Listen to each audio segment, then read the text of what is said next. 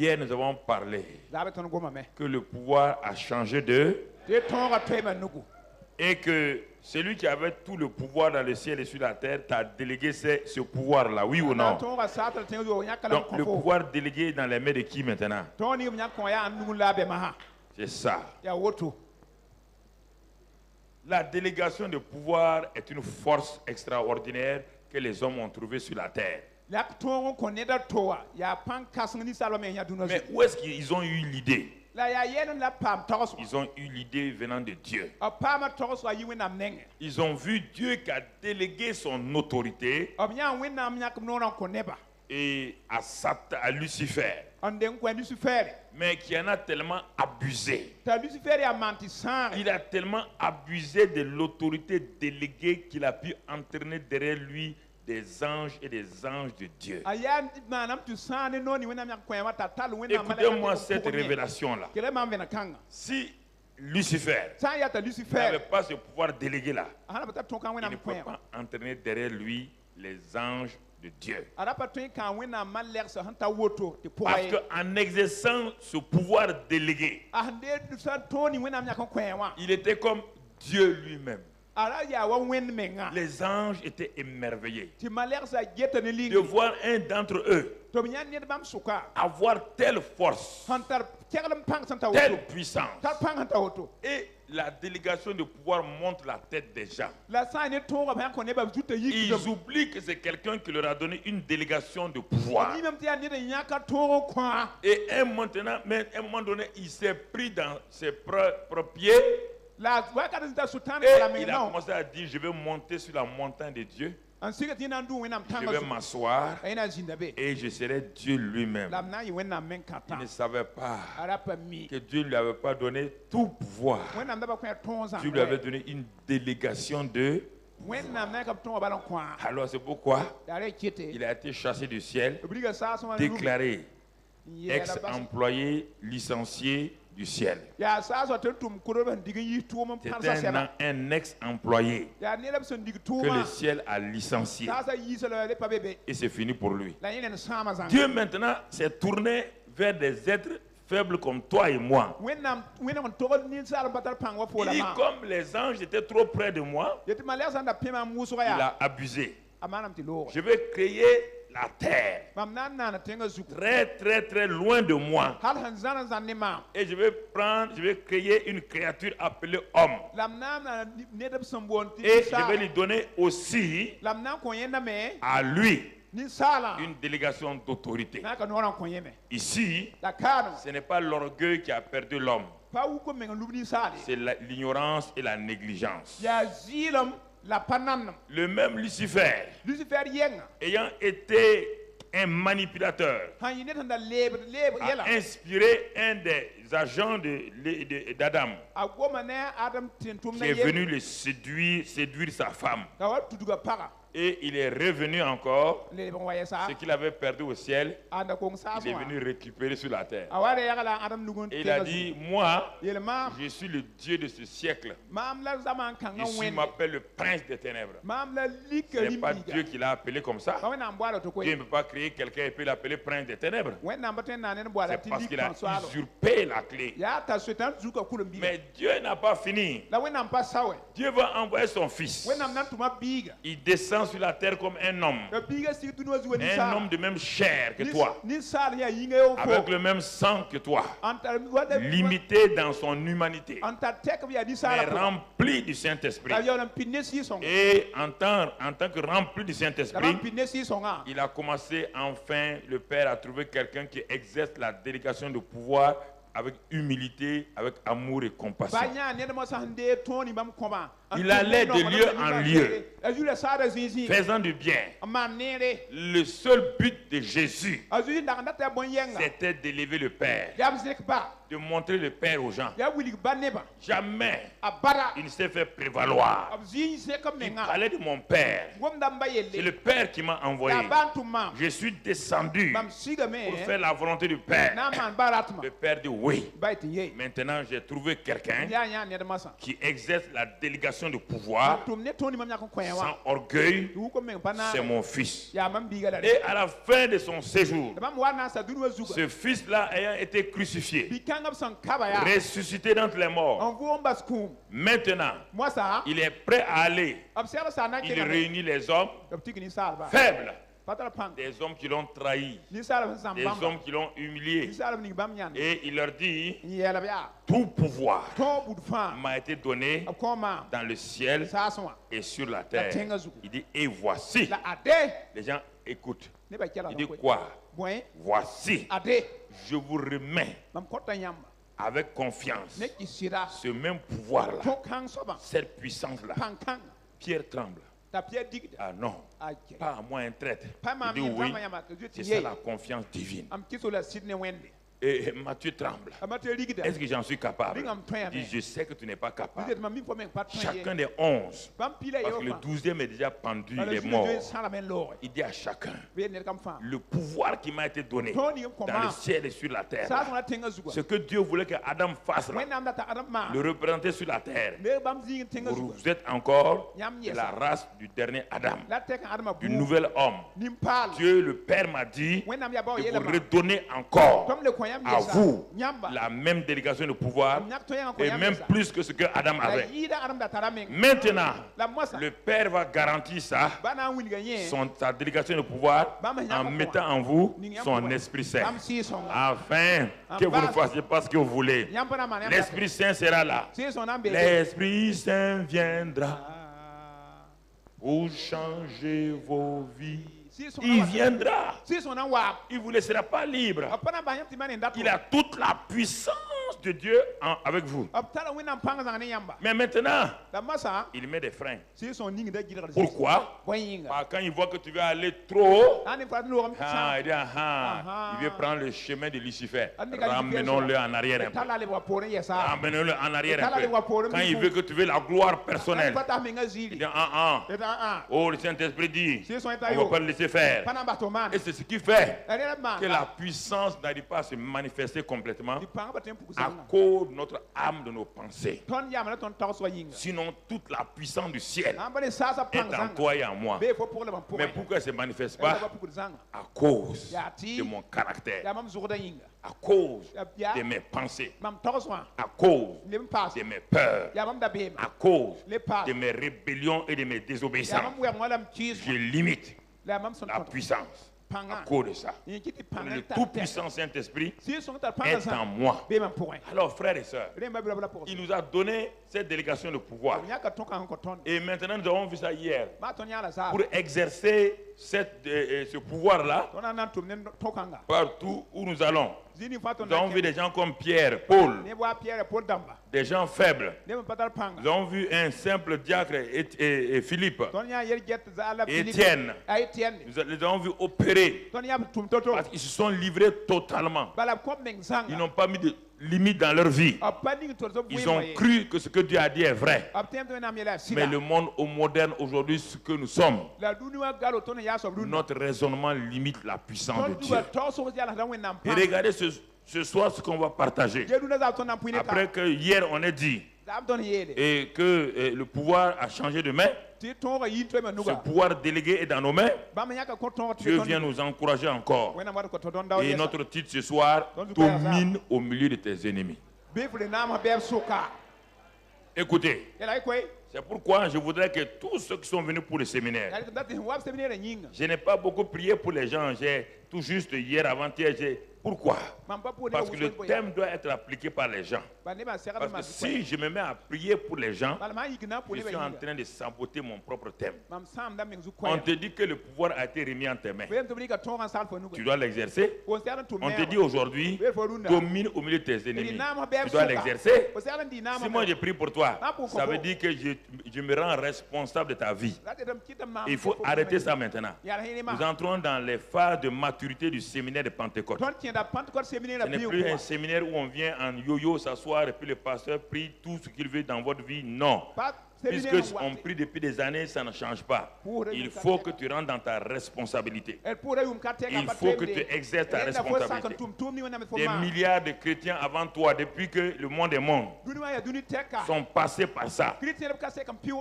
Les martyrs à Rome, 65 millions de chrétiens. Des millions de chrétiens qu'on a persécutés. Certains, on les a brûlés vifs. D'autres, on les a crucifiés. D'autres, on les a livrés à des lions dans l'arène. Ils sont arrêtés, ils ont ri devant les envoyés de César, Néron. Ils n'en ont pas renié. Nous allons exercer. Mon frère, ma soeur. Mon frère, ma soeur. Soyons plus vigilants que les gens de l'Ancien Testament. Les Daniel et ses amis dans un pays étranger. Ils sont loin de leur famille. Ils sont loin de leurs parents. Mais ces jeunes gens-là, à Babylone, ont dominé au milieu de leurs ennemis. Aucun ennemi n'a pu les contrer. Même quand on envoie des lions, ils ont dominé. Quand on les a mis dans des fournaises ardentes, ils ont dominé. Ils ont dominé contre leurs adversaires. Car Daniel et ses amis savaient qui ils étaient. Ils savaient quelle était leur nature. Ils n'étaient pas nés de nouveau. Ils n'étaient pas remplis du Saint-Esprit. Mais ils ont su que le Dieu est avec eux, même dans leur situation. Et c'est ça ce soir que je vais te communiquer sur ton message d'envoi. Tu dois prendre ce message d'envoi-là. Mon frère, ma soeur, tu dois exercer. Tout dans la Bible ont exercé. Les femmes ont exercé. Les hommes ont exercé. Il n'y a pas de gens qui dépendaient des pasteurs. Dans la Bible, il n'y a pas de gens qui dépendaient des prophètes. Il n'y a pas de gens qui dépendaient. Chacun devait tenir sa responsabilité. Chacun devait exercer sa responsabilité. L'autorité a été donnée à tous, sans exception. Les pasteurs ont été élevés. Les apôtres ont été élevés pour simplement équiper les chrétiens. Mon frère, ma soeur, le professeur t'enseigne, tu dois assumer ta responsabilité en allant à l'examen. Le professeur ne rentre pas dans la salle d'examen. Sinon, ce serait de la fraude. Si un pasteur rentre tout le temps dans la vie des chrétiens, c'est un fraudeur. Pourquoi? Parce que tu as été formé pour ça. Dans la salle d'examen, tu dois rencontrer les épreuves tout seul. Tu dois aller tout seul. Et parce que tu as l'autorité, tu as la puissance, tu as le nom de Jésus, tu as le sang de Jésus. Tu dois rentrer seul. Tu dois affronter. Et en affrontant dans ta faiblesse, alors tu vas donner gloire à Dieu. Mais tout le temps, les pasteurs s'infiltrent dans la vie des chrétiens et leur créent des problèmes, leur enlevant leur autorité, leur enlevant leur responsabilité. Même une mère qui aime son enfant, un jour elle dit à l'enfant, prends ta responsabilité. Maintenant tu as 2 pieds, tu as 2 mains, tu dois marcher par toi-même, tu dois manger par toi-même. Et l'enfant marche par lui-même, il marche par lui-même. Il faut arrêter d'être des chrétiens, assister sociaux. Il faut arrêter d'être des chrétiens, des gaillards qui sont tout le temps en train de courir derrière les hommes de Dieu, leur demandant des prières. Il faut arrêter. Il faut prendre votre responsabilité. Il faut entrer dans votre responsabilité, entrer dans votre puissance, entrer dans votre domination, exercer votre domination. Il faut montrer à Papa bon Dieu que vous êtes des enfants mûrs, que vous êtes des enfants mûrs. Oh mon frère, ma soeur, c'est ça qu'il faut montrer. Il faut arrêter d'être des chrétiens pleinement assistés en permanence. Il faut que les pasteurs, les apôtres, vous arrêtez d'être tout le temps derrière des chrétiens. Est-ce que vous êtes des béquilles? Ils n'ont pas 2 pieds. Pourquoi vous devenez leur 3e pied? Pourquoi vous devenez le 3e pied des chrétiens? Un homme utilise une béquille parce que ses pieds ne fonctionnent pas. Le pasteur n'est pas la béquille des chrétiens. Il a 2 pieds, tu as 2 pieds. Et c'est pourquoi aujourd'hui, Dieu m'a dit, dis-leur, s'ils ne dominent pas au milieu de leurs ennemis vont dominer sur eux. Ils n'ont qu'à faire ce qu'ils veulent. Ils doivent être responsables. Et ce soir-là, nous devons entrer dans la maturité. Arrêtons de flatter les gens. Arrêtons de flatter les gens. Et ce passage se trouve dans le psaume 110. Psaume 110, mon frère. Il faut commencer à être responsable. Il faut commencer à être responsable. C'est David qui écrit ça. Il dit parole et il parle de Jésus. Il prophétise sur Jésus. Mais comme Jésus Et nous sommes un. Tu vas comprendre que ce qui est dit sur Jésus te concerne. Qu'est-ce que David, il n'a pas connu Jésus. C'est pourquoi il a lancé une parole prophétique. Qu'est-ce qu'il dit? Parole de l'Éternel à mon Seigneur. Assieds-toi à ma droite jusqu'à ce que je fasse de tes ennemis ton marchepied. Ça, c'est le verset 1. On reste au verset 1. Qu'est-ce que la Bible dit ici? La Bible est en train de parler de ce que Jésus va venir faire. Assieds-toi à la droite et jusqu'à ce que tes ennemis deviennent ton marchepied. Alors, quand tu appliques ça à Jésus, tu vas tomber dans l'erreur. Mais je te pose la question. Depuis hier avant-hier, je te dis ça. La tête s'appelle qui? Le corps s'appelle Amadou. Hein? Le corps s'appelle qui? La tête s'appelle quoi? Les pieds s'appellent qui? Les oreilles s'appellent qui? La bouche s'appelle qui? Tu es dans le corps là. Tu t'appelles qui? Est-ce que quand on dit, j'ai vu Pasteur Mamadou Karambiri, est-ce qu'on a vu seulement sa tête? On a vu son corps. Est-ce qu'on a vu un cou qui se balance? Non. Quand on dit Mamadou Karambiri, c'est de la plante des pieds jusqu'au sommet de la tête. Donc chaque membre, ce bras-là, c'est Mamadou Karambiri. Ce pied-là, c'est Mamadou Karambiri. Ce talon-là, c'est Mamadou Karambiri. Donc la Bible dit, assieds-toi à ma droite jusqu'à ce que tu fasses de tes ennemis ton marchepied. Alors mon frère, ma soeur, il faut que vous compreniez cela. C'est ça la délégation de pouvoir. Tout pouvoir a été donné à la tête. La tête s'est tournée, a donné le même pouvoir aux membres du corps, dont toi y compris. Dont toi y compris. Les hommes et les femmes. Il faut arrêter des chrétiens mendiants, des chrétiens assistés, des chrétiens qui courent derrière les gens, qui prient pour vous tout le temps et vous refusez d'assumer votre responsabilité. Il faut arrêter, pasteur, prieuse là. Il faut arrêter. Rendez les gens responsables. Est-ce que ton enfant de 15 ans, tu l'assistes? Tu l'assistes. À 15 ans, tu peux assister ton enfant à marcher? Tu le fais marcher. Pourquoi des chrétiens qui ont 15 ans, 20 ans, tout le temps vous êtes derrière eux, je leur dis de les aider à marcher? Il faut qu'ils soient responsables. Prêchez-leur des paroles de responsabilité. Prêchez-leur des messages de responsabilité et qu'ils assument les responsabilités. C'est pourquoi l'Église a des problèmes. Les autres religions sont en train de monter et l'Église pique du nez. Vous avez toute la puissance, la vérité. Vous avez tout. Et c'est vous qui piquez du nez. C'est une honte. Il est temps de se réveiller.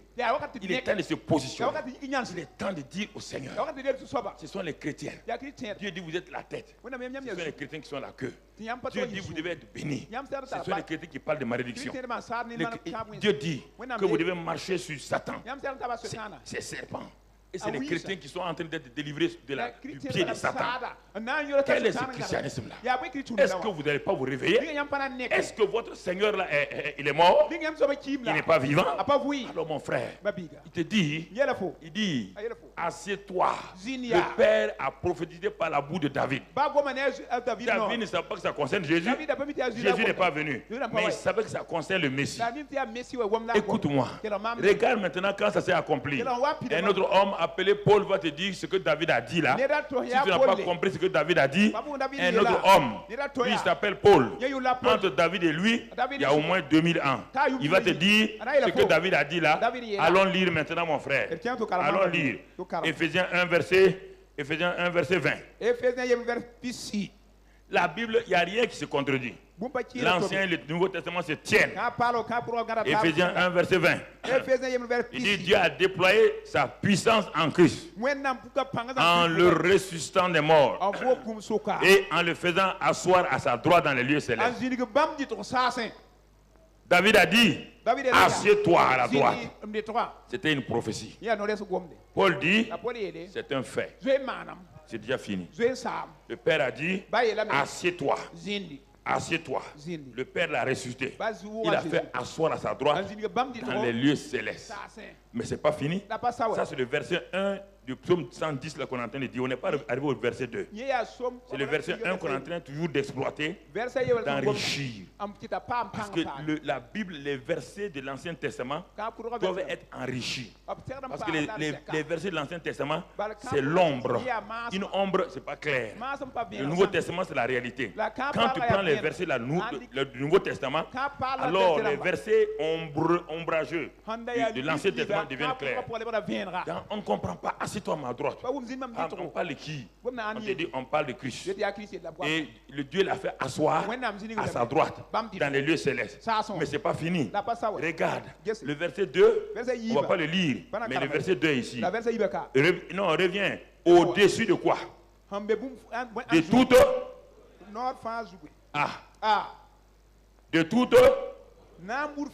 De toute puissance.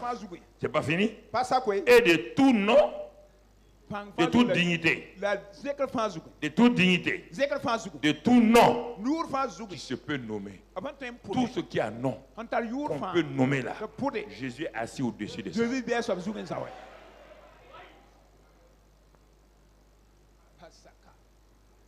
Non seulement dans le présent siècle, mais aussi dans les siècles à venir. Donc, y compris toi. Regarde-le. Le psaume 110. Maintenant, voilà sa réalité. Il est assis où? À la droite. Mais comme il ne veut pas travailler, il te rend responsable. Et regarde maintenant ce qu'il a fait avec toi. C'est ça le problème. Si tu ne comprends pas la Bible, c'est le problème. Il ne s'est pas assis seul. Allons dans Ephésiens 2, verset 5 maintenant. Et tu vas comprendre. Qu'est-ce que je te dis depuis le commencement, c'est ça. Ephésiens 2, verset 5. Regarde ce qu'il a fait pour toi. Donc, il a été ressuscité. Et dit, nous qui étions morts par nos offenses, Dieu nous a rendu la vie. Avec qui? Quand il a ressuscité Christ, il a ressuscité qui? On peut ressusciter la tête de quelqu'un sans son corps. Il faut arrêter votre christianisme indépendant là. Vous ne pouvez plus être indépendant de Jésus. Vous êtes le corps de Jésus. Quand il a ressuscité Jésus, il a ressuscité en même temps son quoi? Son corps. Y compris qui? Toi. Regarde. Et c'est pas fini. Il nous a ressuscité ensemble et nous a fait asseoir séparément.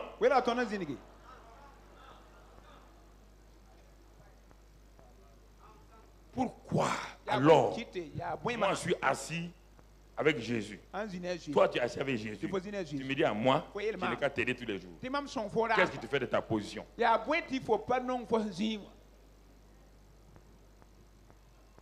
Est-ce que vous m'entendez? Homme de Dieu.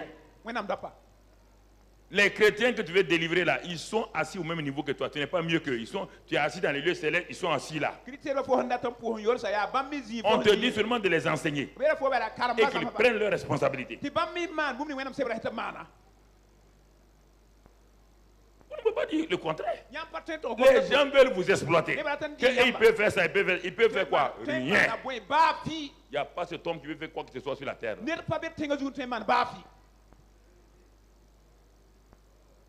Il nous a ressuscités ensemble. Et il nous a fait asseoir ensemble dans les lieux célestes. Alors, Jésus est assis au-dessus de quoi? Toute domination. On dit Jésus, c'est la tête. Et les pieds sont assis en bas.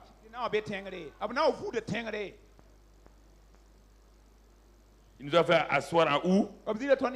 Ensemble. Où? Dans les lieux célestes. Jésus est assis dans les lieux célestes au-dessus de quoi? De tout quoi? De tout quoi? De tout quoi? De tout quoi? Qui se peut nommer quand, maintenant et dans le futur. Mais quant à toi, tu es misérable. Tu es assis en bas, sous le pied de Satan. Et réfléchissez. Vous voyez comment vous souffrez? Il dit, mon peuple périt par manque de connaissance. Vous avez besoin de qui? Personne. Je vous ai enseigné. Comme certains ne sont pas venus aux enseignements du matin, ils ne comprennent pas. Je vous ai enseigné qu'il y a Parmi les membres du corps là, Dieu a mis un groupe qui enseigne les 5. Ils enseignent déjà. On les appelle apôtres. Est-ce qu'on dit qu'on les a élevés au-dessus? Hein? Maintenant tu comprends, ils sont assis ensemble. Leur rôle c'est de faire quoi? Former les gens. Mon frère, le professeur d'université qui t'a formé là, il reste citoyen, oui ou non? Est-ce qu'il est plus que toi? Mais maintenant il est professeur, il transmet en toi ce qu'il a reçu pour que tu grandisses comme lui.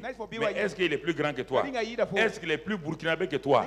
Est-ce qu'il a plus de droits que toi? Mais alors pourquoi vous voulez penser que les pasteurs ont des droits plus que les prophètes ont des droits plus que vous? Pourquoi vous pensez ça? Au Burkina, tout le monde est à égalité. Devant la loi, tout le monde est à égalité. Dans les lois spirituelles, tout le monde est à égalité. Mais maintenant, il y a un chef d'État. Même lui-même, il est soumis à la loi. Il est citoyen burkinabé. Mais il doit jouer un rôle. Momentanément, il joue un rôle pour t'aider à que le pays aille de l'avant. C'est ça qu'on te dit. On n'a pas dit qu'il est au-dessus de la loi. Non. Vous avez une mentalité de chrétiens supérieurs, de chrétiens champions et de chrétiens misérables en bas.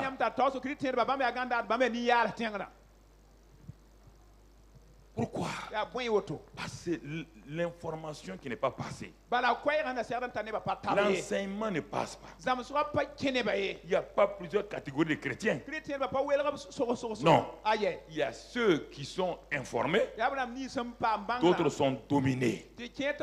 Regardez pourquoi. Quand je viens venir à l'Afrique, arrêtez de dire quand on dit colonialisme, c'est une honte. C'est une honte quand on dit colon. Un gars comme toi, un cerveau. Quand tu es parti en France, tu es sorti parmi les premiers en France. Tu as montré que tu as un cerveau aussi bon que les Français. Tu es parti en Amérique. Tu es sorti parmi les premiers. Tu es parti n'importe où. Tu es sorti premier. Et toi, tu arrives dans ton pays. Le Français qui est avec toi, qui était 4e, 5e. Dans 10 ans, quand on parle de trouver en France, il a déjà monté une société. Il a tout. Toi, tu es ici en Afrique, cadre supérieur, avec pour cadre une cadre de moto, tu es dessus. Je vous pose la question. Dieu a créé un noir inférieur à un blanc. Ce n'est pas le même sang. Si j'ouvre tes veines, on voit quel sang. Ton sang est bleu, hein? Ton sang est bleu. Alors, ton cerveau, il est foutu. Alors, pourquoi vous refusez? La seule chose, c'est la paresse de l'Africain. Au moment où il fait chaud, l'Africain s'est assis sous les arbres. Il discute. Ah, il fait chaud aujourd'hui. Hein? On ne comprend pas. Chacun a dit, il fait chaud. Hein? Allons sous les arbres. Ils sont assis sous les arbres. Ils attendent que quelqu'un vienne les aider. Le blanc a froid. Le froid veut le tuer. Ils sont assis. Il faut trouver une solution. Ils ont inventé des machines de chauffage. Et ils sont, après avoir inventé ça, ils viennent nous trouver dans notre chaleur. Nous, on est assis, en train de discuter. Ça, c'est l'enfant de Mba Zepa. Là, c'est en train de nous bagarrer. Ils sont venus encore inventer climatiseur nous donner.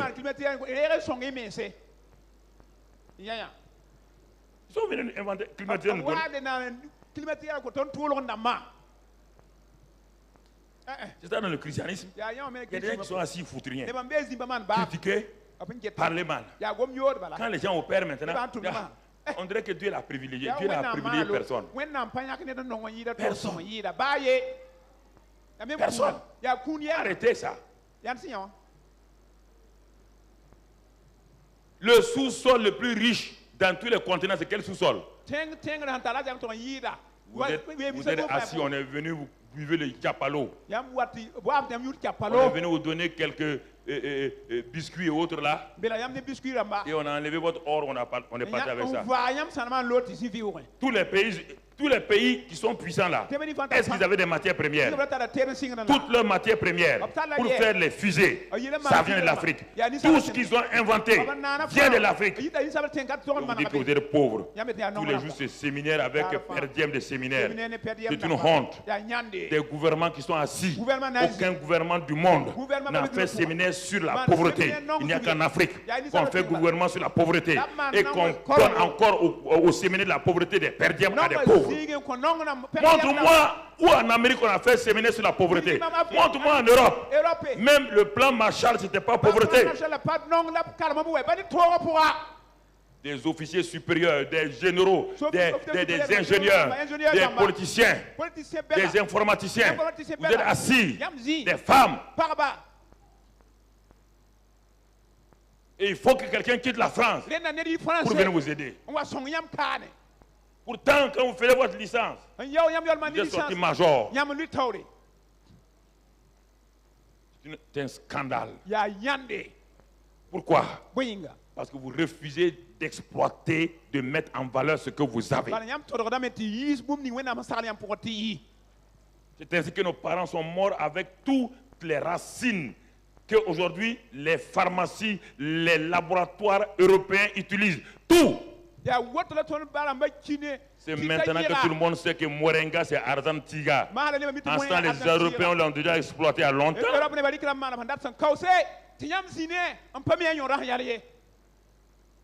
Voici spirituellement. C'est le même problème. Ah, il y a des pasteurs, ils doivent nous aider. Aider à faire quoi? Tu as la même puissance en toi que moi. Tu es assis au même lieu que moi. Au-dessus de tout pouvoir, de tout nom, de toute domination, de toute dignité, de tout. Tu es assis à égalité avec Jésus lui-même. Et tu n'opères pas. Tu veux attendre quoi? Voici le problème. Il faut prendre votre responsabilité. Ayez le courage de dire, je prends ma responsabilité. Je prends ma responsabilité. Je vais changer. Voici la vérité. Voici la vérité. Dieu n'a pas créé un pays pauvre. Dis-moi où Dieu a créé un pays pauvre. Dans quel? Où? Un Dieu comme ça va créer un pays pauvre. Pourquoi? Pourquoi? Montre-moi. Quel pays pauvre? Tu es pauvre dans ta mentalité. Pauvre dans tes pensées. Pauvre parce que tout le temps tu réfléchis négatif. Les mauvaises pensées viennent de ton cœur. Quand tu te couches, tu vois pourquoi l'autre est béni. Au lieu de te débrouiller, tu convoites et tu gâtes les choses des gens.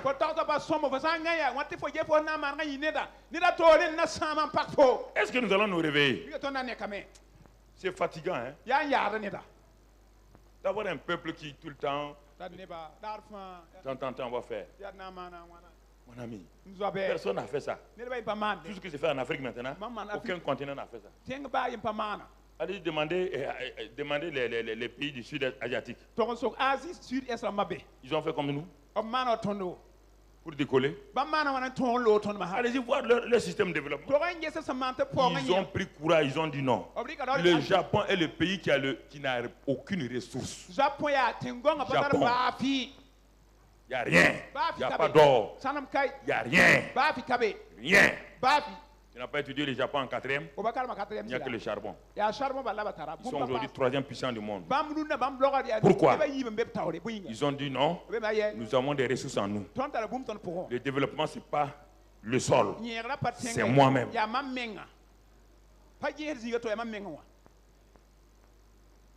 C'est ça. C'est un scandale. Tout le pouvoir m'a été donné. Je vous donne le pouvoir délégué. Et ce n'est pas fini. Il dit, vous êtes privilégiés. Vous êtes assis avec moi dans les lieux célestes. Même position, au même endroit, vous êtes positionné. Bien que vous soyez sur la terre encore, spirituellement, vous êtes positionné là-bas. Pour faire quoi? Au-dessus de toute domination. Tout ce qu'on appelle domination, tout ce qu'on appelle autorité, tout ce qu'on appelle pouvoir, tout ce qu'on appelle dignité, tout ce qu'on appelle non. Vous régnez sur ça.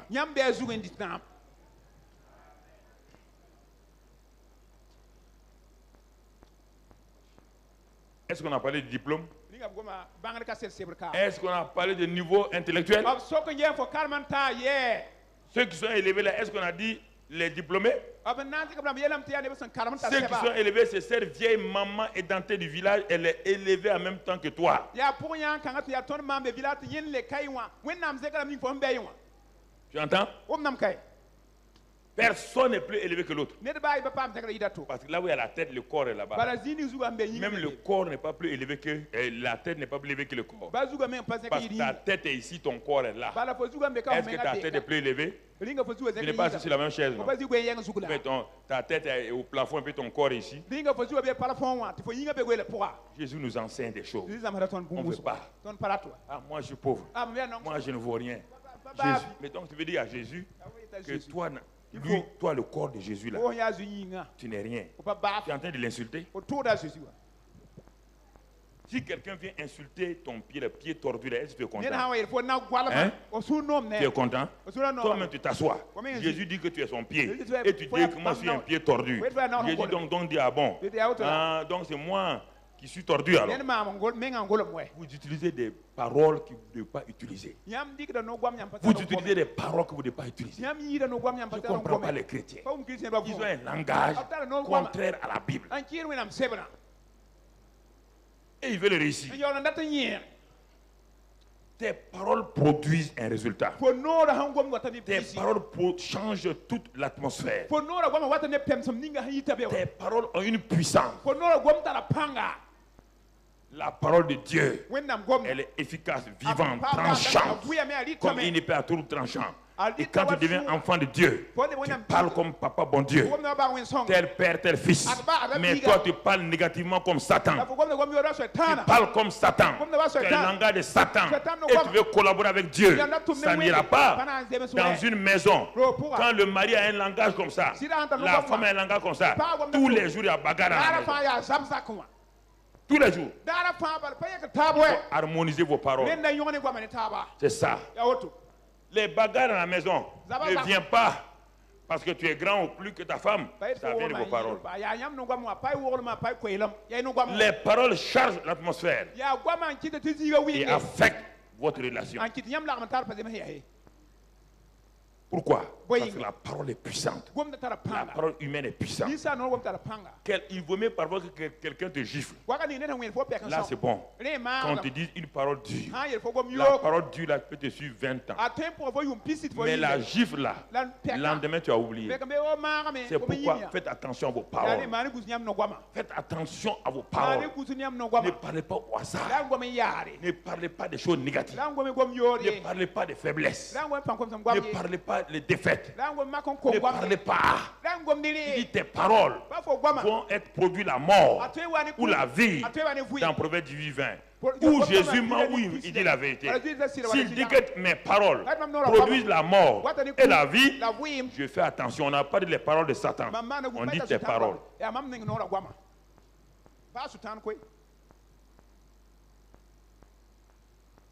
Pas Satan. Alors Dieu. On vient au Proverbe 110, verset 2. Verset 2 maintenant, le psaume 110, verset 2. On va voir ce qui est écrit là-bas. On a vu notre position. Assois-toi à la droite de Dieu. On a vu ça de long en large. Maintenant, on va aller au verset 2. Vous voyez, un seul verset, comment on a mis du temps dessus. Il dit maintenant, quand tu es assis là, tu es assis, qu'est-ce que tu vas faire? Il dit l'Éternel étendra de Sion le sceptre de ta puissance. Sion dans l'Ancien Testament, c'est l'église. Tu comprends? Donc Dieu te dit, quand tu es assis à la droite du Père, dans les positions célestes que Jésus, Dieu va commencer à étendre le sceptre de ta puissance. Tu as entendu hier là. Il va commencer à étendre. À cause du fait que tu crois que tu es assis. Puisque Jésus n'est plus sur la terre. C'est toi qui es sur la terre. Tu es Sion. Il va te dire, tu vas opérer en prenant le sceptre de ma puissance. Je te communique le sceptre de ma puissance. Acte 1:8, vous recevez une puissance. Quand le Saint-Esprit viendra, c'est ça qu'il est en train de te dire ici. Quand tu es assis, le Saint-Esprit commence à manifester ta puissance. On ne parle pas des pasteurs ici, on parle de tous, femmes et hommes, sans exception. Arrêtez cette idée que les pasteurs ne sont rien. Rien.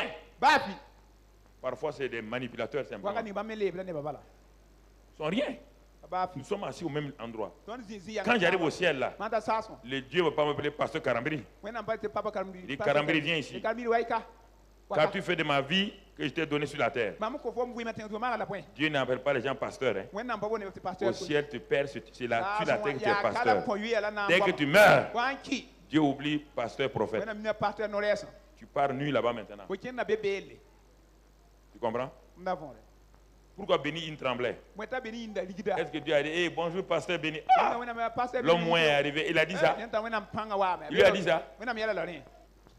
Ok. Trompez-vous vous-même. Il ne faut pas marcher droitement avec Dieu.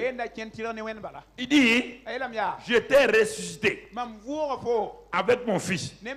Je t'ai fait asseoir dans les lieux célestes, au-dessus de toute domination, de toute autorité, de tout pouvoir, de toute dignité, de tout nom qui se peut nommer dans ce siècle-là et dans les siècles à venir. Pour faire quoi? Pour que tu exerces le sceptre de ma puissance. Je te donne, c'est ça. Tu dois montrer que j'ai un sceptre. Et je te passe le sceptre de ma... C'est pourquoi je dis que ton règne vienne. Le sceptre, c'est un élément de la dignité royale accompagné de la puissance du Saint-Esprit. C'est pourquoi on dit le sceptre de ta puissance. Le sceptre montre que tu es un envoyé royal. Et la puissance montre que tu es équipé pour ça. Étends le sceptre de ta puissance. Et quand tu étends ça, revenons toujours à ce verset-là, il dit maintenant, quand tu es conscient de ça, il te dit, domine au milieu des ennemis.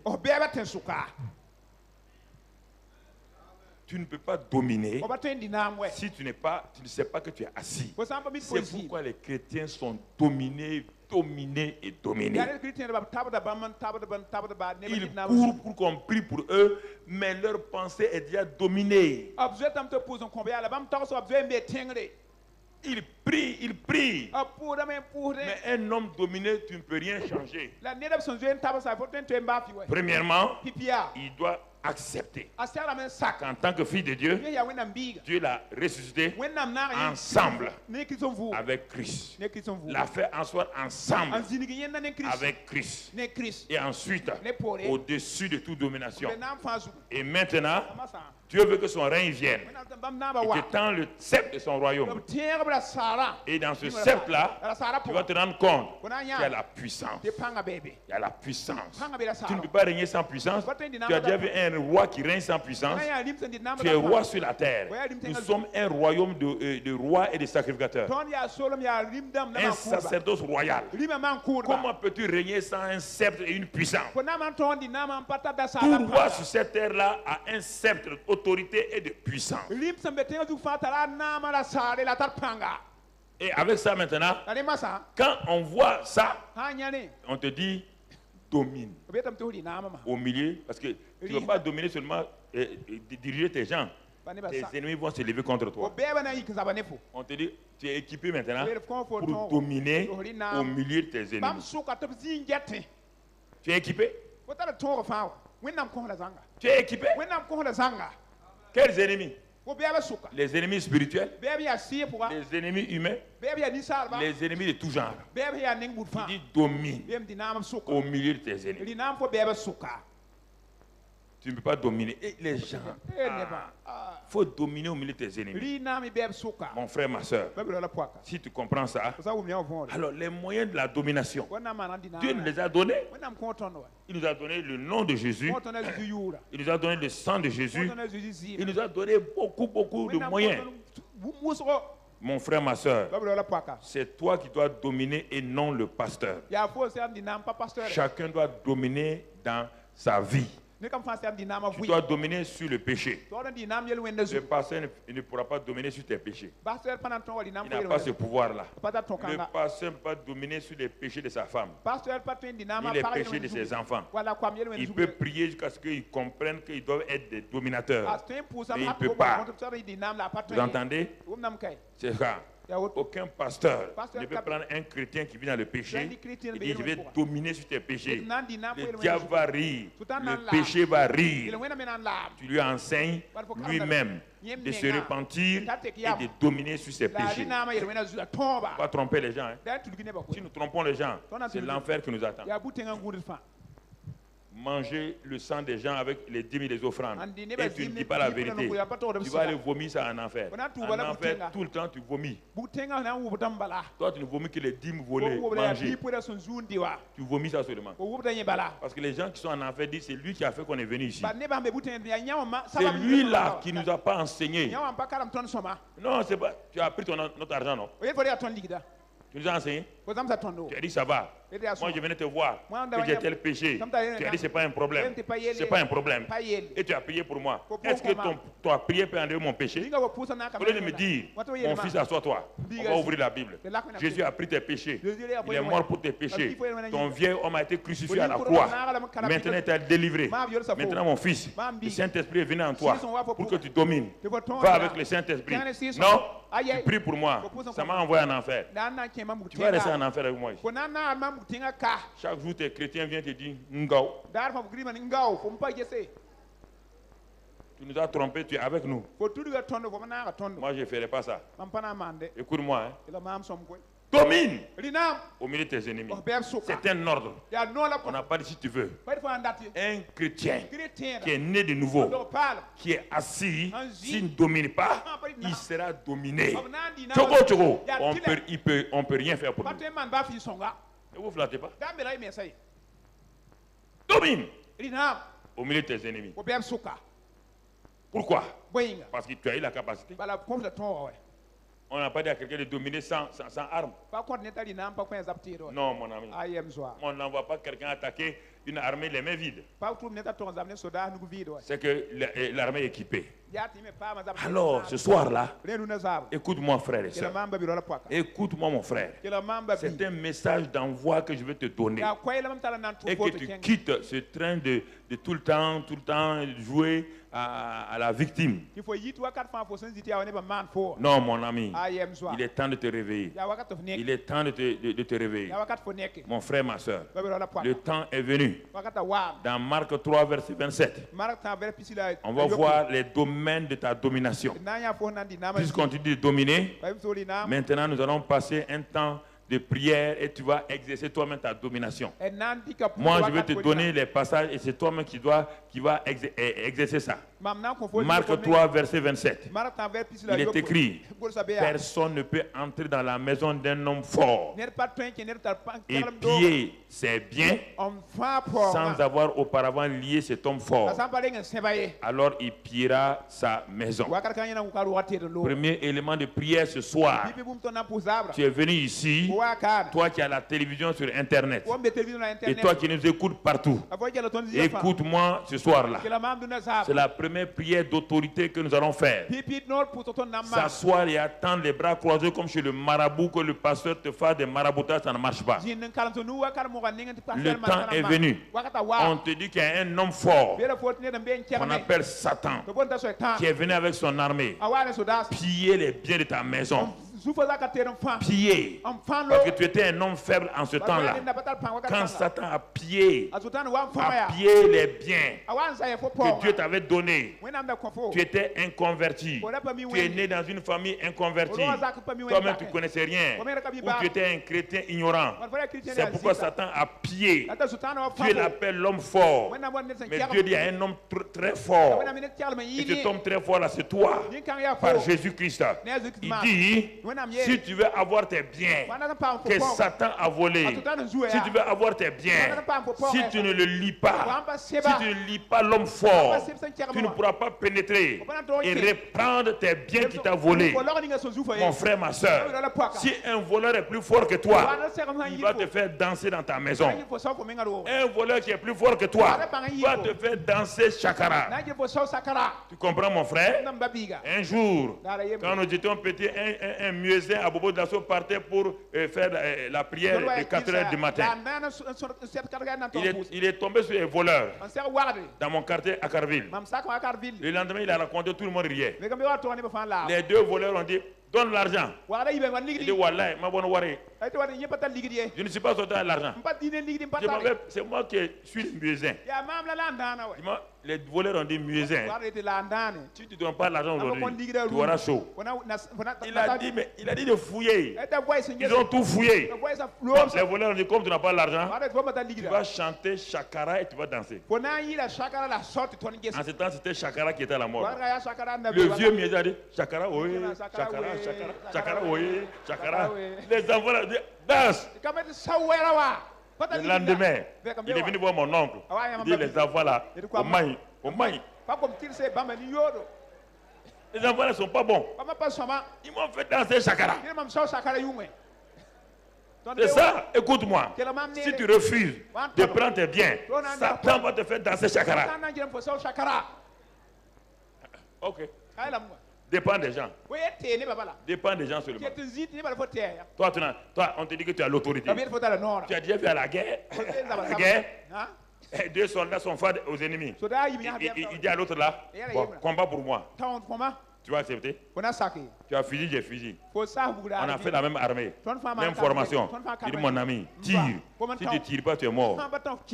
Moi, je tire, hein? Non, on ne peut pas. Écoutez, frères et sœurs, c'est un mensonge que nous avons distillé dans les gens.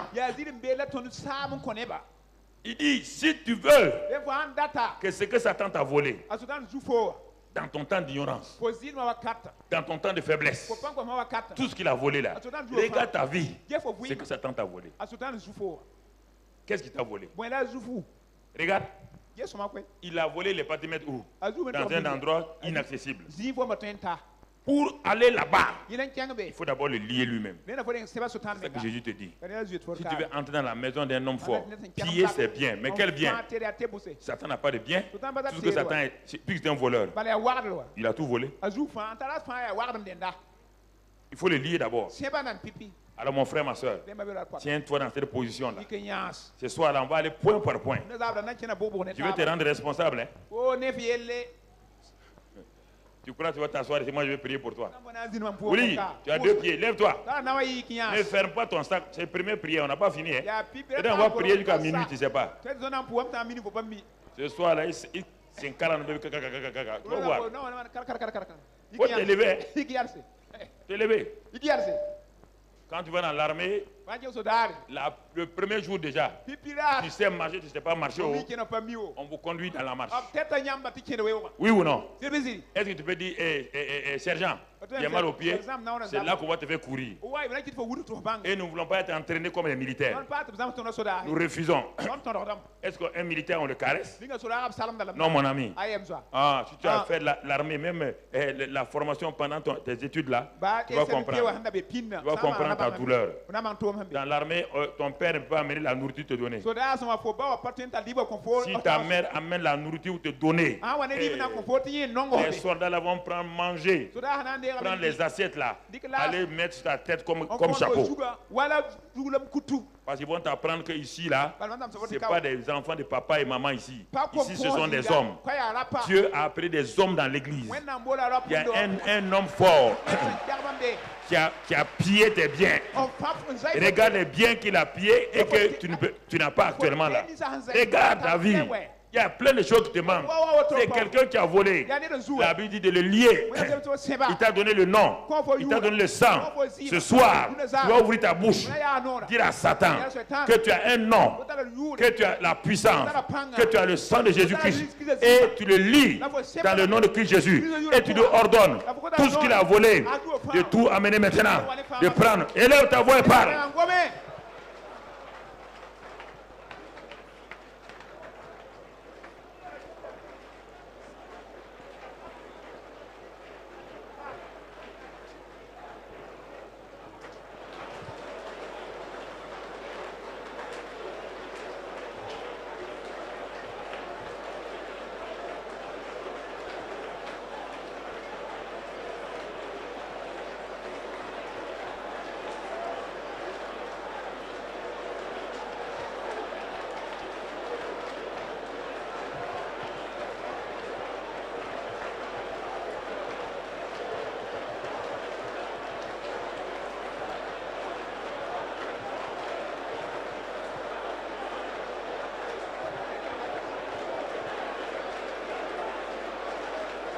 Au nom de Jésus. Amen. Amen. Écoute ce que le ciel te dit. Le ciel même te dit. Tout ce que tu vas lier sur la terre sera lié où? Alors le ciel même te dit ne joue pas avec moi. Hein. Moi je ne lis rien. C'est ce que tu as lié sur la terre là que nous lions au ciel. Oui ou non? Alors si c'est ça, continue de lier pour que le ciel lie. Continue de lier. Lis l'homme fort.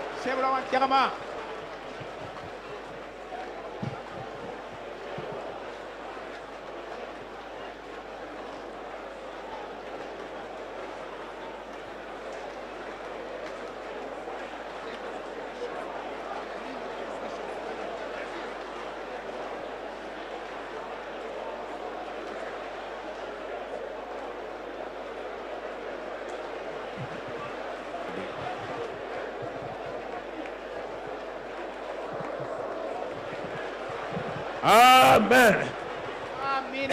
Est-ce que tu vois, à partir d'aujourd'hui, tu dois comprendre ça. Si tu ne lis rien, Dieu ne lit rien. Tout ce que sera lié sur la terre, c'est de ça que le ciel va s'occuper. Si tu ne le fais pas, le ciel ne fera rien. C'est toi qui es chargé de lier l'homme fort. Parce que tu as l'autorité, tu as la puissance, tu as le nom, tu as le sang, tu as tout. Donc il ne faut plus te tromper. Hein. Pas te tromper. On va aller dans Nombre 23. Assois-toi une minute. Assois-toi une minute. Comme on va durer là, assois-toi une minute. Nombre 23, 23. Regarde autre chose. Oh, hey. Nous mentons beaucoup les pasteurs là. Regarde dans l'Ancien Testament. Regardons ce que l'Ancien Testament dit. L'enchantement ne peut rien contre Jacob.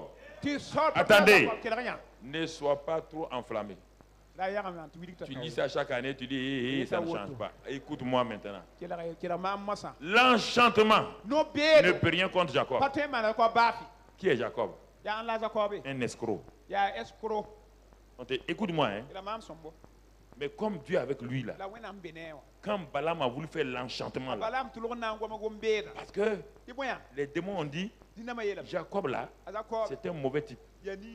Écoute-moi, quand on prie maintenant, écris le verset, ne cherche pas le verset. Je t'explique qu'on va prier.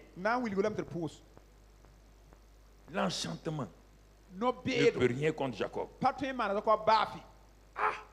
Et il continue. Maintenant, il parle de Jacob, il va parler d'Israël. C'est-à-dire l'homme ancien et l'homme nouveau. Si l'enchantement ne peut rien contre un homme ancien, qui n'est pas né de nouveau, et il dit maintenant la divination contre Israël. Tu entends? Ça, c'est l'Ancien Testament. Alors qu'aujourd'hui, tu es plus grand que Jacob. Jésus a dit que le plus petit dans son royaume est plus grand que Jean-Baptiste. Et Jean-Baptiste est le plus grand de tous ceux qui sont nés de femmes. Et toi, l'enchantement peut des choses contre toi. Les sorciers peuvent des choses contre toi. Les magiciens peuvent. Il faut que quelqu'un aille te délivrer. Quand Balaam envoyait les enchantements là, est-ce qu'Israël était au courant? Est-ce qu'ils savaient qu'il y avait un combat? Alors qui les a délivrés? Pourquoi il y a des mensonges comme ça? Qui les a délivrés? Ils étaient éclairés. Dieu leur a dit que rien ne peut. L'enchantement ne peut pas. La divination ne veut pas. La sorcellerie ne peut rien. Les magiciens ne peuvent rien. Alors, mais pourquoi? On n'a pas dit que l'enchantement n'existe pas. On n'a pas dit que les sorciers n'existent pas. On dit que si tu es positionné, si tu es assis avec Christ, je te pose la question. Là où tu es assis là, si je viens pour poignarder ton pied, tu vas me laisser faire? Alors tu es le corps de Christ. Si on vient te poignarder, Christ va laisser faire? Pourquoi il a écouté? Il y a trop de preuves contre ce que vous pensez.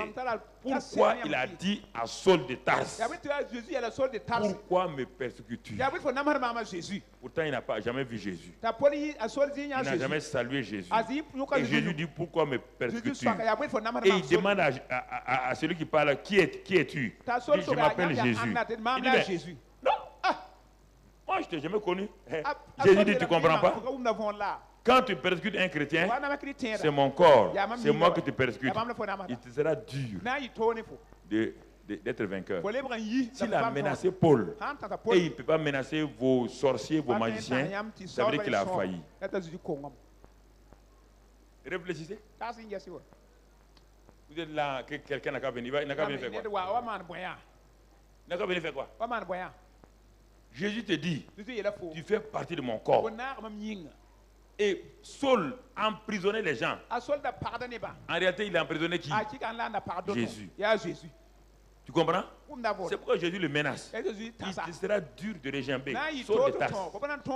Parce que mon vieux, c'est contre moi que tu luttes. Il dit, ah bon? Ah non, non. C'est les chrétiens là. Il dit, non, les chrétiens c'est qui? C'est moi? C'est mon corps? Ah. Sur le tas de... Ah. Si c'est ça, je me soumets. Jacob, l'enchantement ne peut rien. Israël, la divination ne peut rien. Le corps de Christ, les persécuteurs ne peuvent rien. Pourquoi tu as besoin tout le temps de demander que dans ton village, que les sorciers viennent? On dit l'enchantement ne peut rien. Mon frère, ma soeur, est-ce que tu vas prendre position ce soir? Tu es assis en Christ. Est-ce que tu vas prendre position? Ne te tais pas ce soir-là. Parle à tout enchanteur. Avant de prier, je te dis ce qu'il faut faire. Tout enchanteur, tout devin, tout sorcier, tout magicien qui se lève contre toi, tu te lèves contre lui et tu le menaces. Tu lui dis qu'il ne peut rien contre toi et tu annules tous ses enchantements. Et s'il veut résister, tu leur retournes les moyens qu'ils ont utilisés contre eux-mêmes. S'il y a quelqu'un qui a envoyé des sorts, tu dis à cet enchanteur-là, je te renvoie ton sort au nom de Christ Jésus. S'il a envoyé la mort, tu lui renvoies la mort au nom de Christ Jésus. Tiens-toi sur tes pieds. Comment t'as parlé?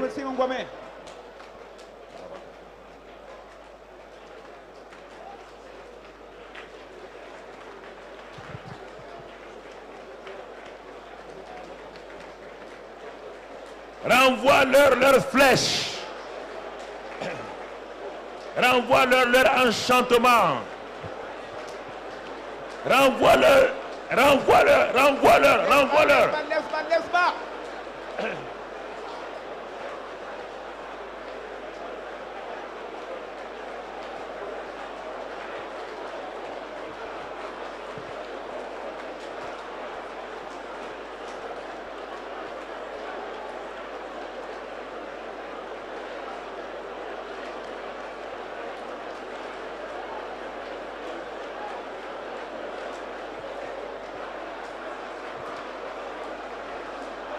Au nom de Jésus.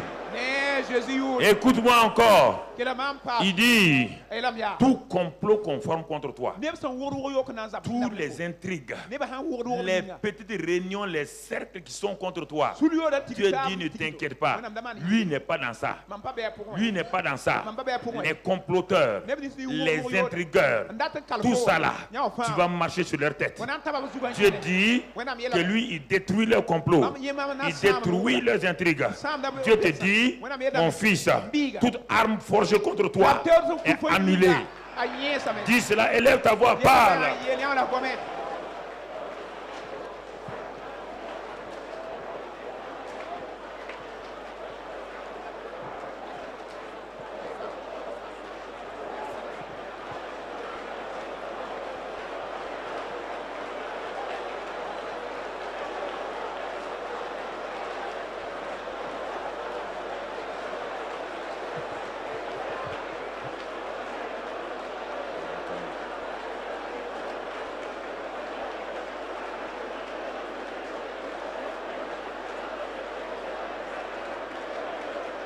Dans le nom de Jésus.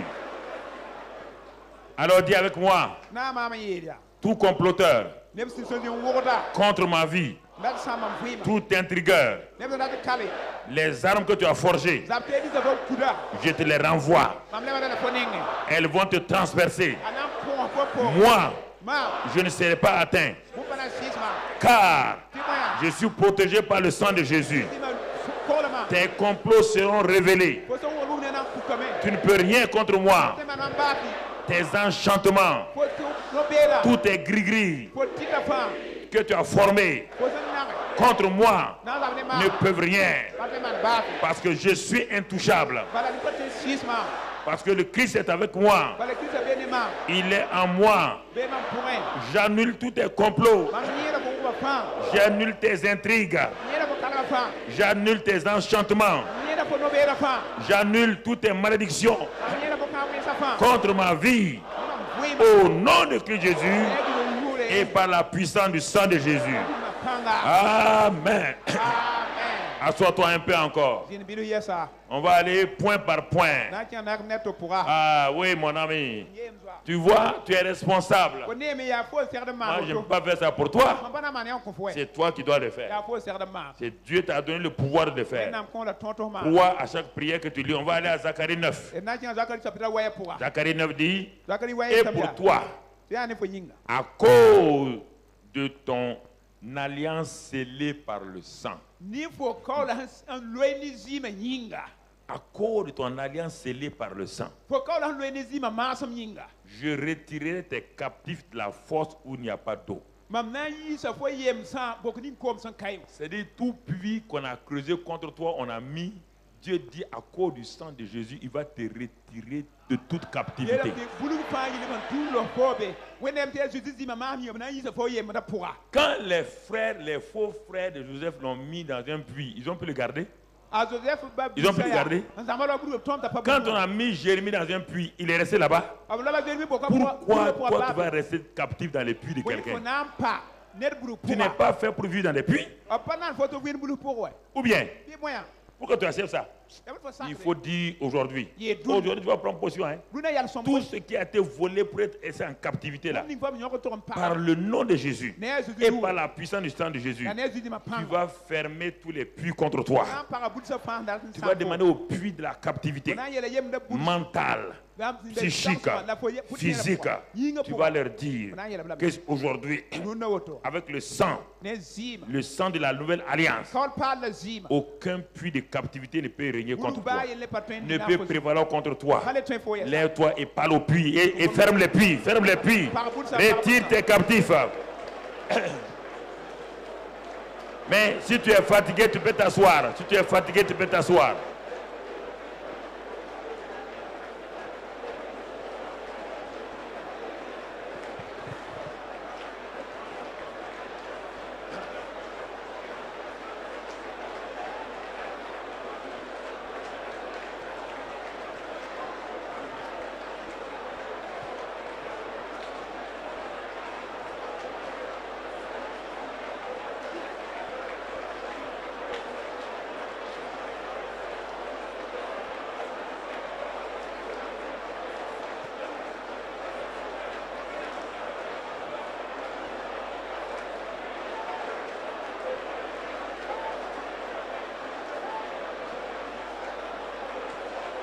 Au nom de Jésus, dis avec moi, ô puits satanique,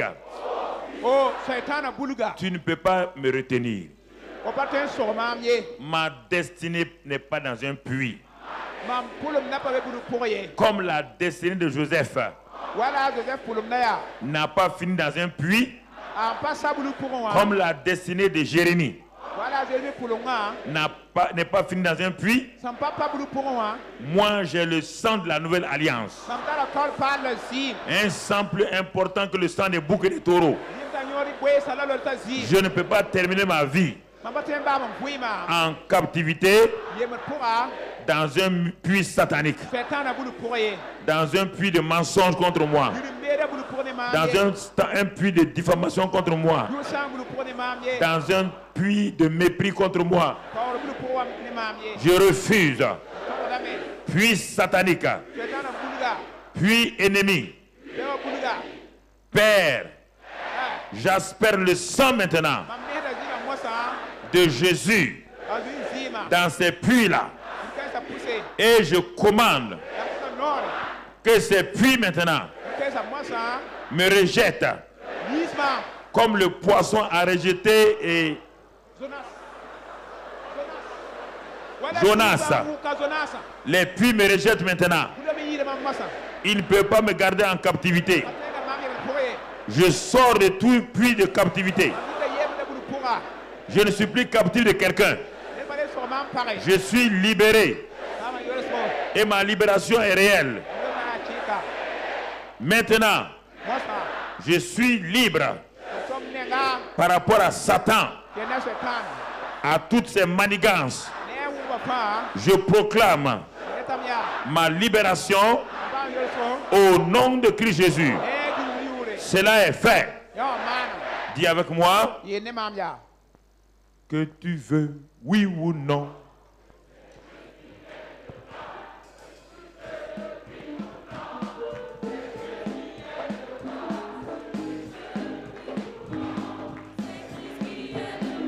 C'est Jésus qui le roi. Oh oui. Si tu veux, oui ou non, si Jésus est le roi. Si tu veux. Allez-y maintenant à Exode 12. Ouvrez à Exode 12, 35. C'est lui qui est le roi. C'est Jésus qui est le roi. Amen. Asseyez-vous.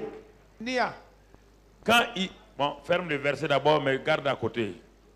Quand Israël arrivait, il est arrivé en Égypte, il était combien de personnes? Qui connaît? 70.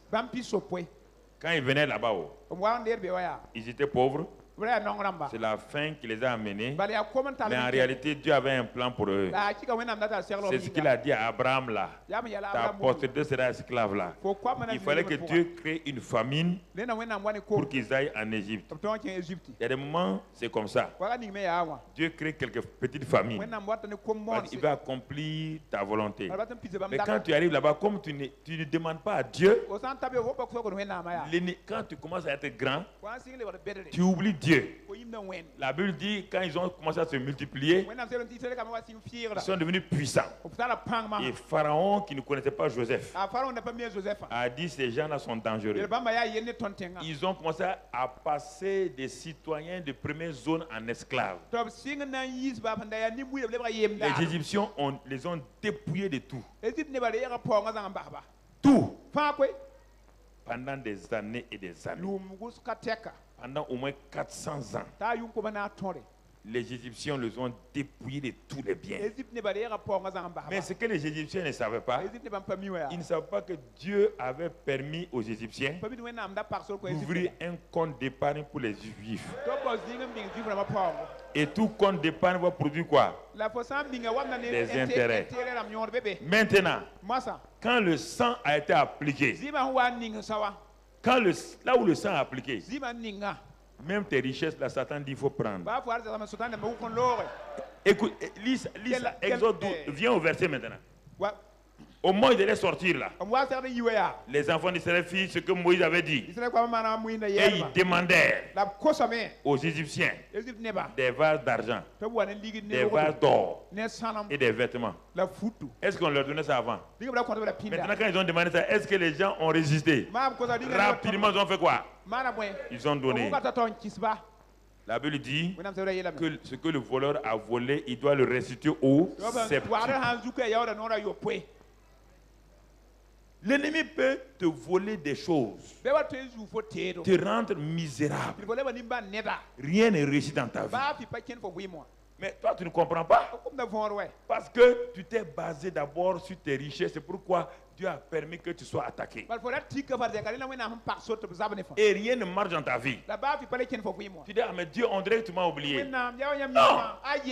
Dieu t'a envoyé là-bas pour 400 ans et ils ont fait 430 ans. Pourquoi ils ont fait 430 ans? Il y a leur chef qui était en erreur. Vraiment, Moïse, on l'appelle, il n'écoute pas, il ne comprend pas la voix de Dieu. Mais ce que Dieu dit là, ça s'accomplit toujours. Écoutez-moi. Frère, il y a des gens qui ont eu la mentalité d'esclave, ils se contentent du peu qu'ils ont. Satan les a dépouillés de tout ce qu'ils ont. Et ils deviennent des faiseurs de briques de Satan. Satan dit, je veux 20 briques aujourd'hui, c'est ça qu'ils sont en train de faire. Des princes qui font des briques pour Satan. Regarde comment tu souffres. Faiseur de briques là. C'est quand tu vis seulement de ton salaire qui n'arrive même pas au 15 du mois. La plupart des chrétiens qui sont ici, le 15 du mois, leur salaire est fini. Ils sont devant les boutiques et Lagi Boukari. Ils ont des carnets chez les boutiquiers. Ils vivent de dettes et de dettes. Ils vivent de crédits, cartes de crédit. Parce que leurs biens sont dans les mains des gens. C'est ça que vous ne comprenez pas. Tout ce système-là, c'est un système que l'ennemi a placé pour vous dépouiller. Il vous a dépouillé. Et quand maintenant vous voulez quelque chose, c'est lui qui vous prête un peu. Il vous prête avec intérêt. Il met ses ajours dessus. Il vous tient esclave. On dit que c'est pour le développement. C'est ça qu'Israël a fait. Quand ils arrivaient, ils avaient des bœufs. Ils avaient tout. Regardez-les maintenant. Ils sont dépouillés. Mais heureusement que Dieu, dans sa grâce, a préparé tout cela. Au moment où ils allaient sortir, c'est ça la mentalité des gens. Dieu va leur faire restituer tout ce que Israël, l'Égypte avait volé. Mais au lieu d'utiliser tout cet argent, Satan va les poursuivre, les piéger encore. Un jour, ils vont prendre tout cet argent-là, ce tort-là, pour donner à Aaron, pour faire quoi? Un veau. Dieu nous libère, on ne comprend pas. On est toujours à la recherche de quelque chose qui frappe l'œil. Dieu vous a donné ce que l'Égypte vous a volé. C'est pour aller bien vivre à Canaan. Mais en pleine route, vous arrêtez, vous refusez ce que votre Moïse vous dit. Et vous voulez un Dieu fait de main d'homme.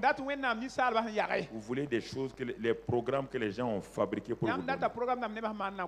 Les gens vont dire, viens, nous on a vu qu'on peut faire ça. On peut faire ça pour vous. Vous voulez ces programmes. Vous n'écoutez plus Dieu. Vous n'êtes plus sensible à la voix de Dieu. Tout programme, vous partez voir un expert. Est-ce que ce programme est bon?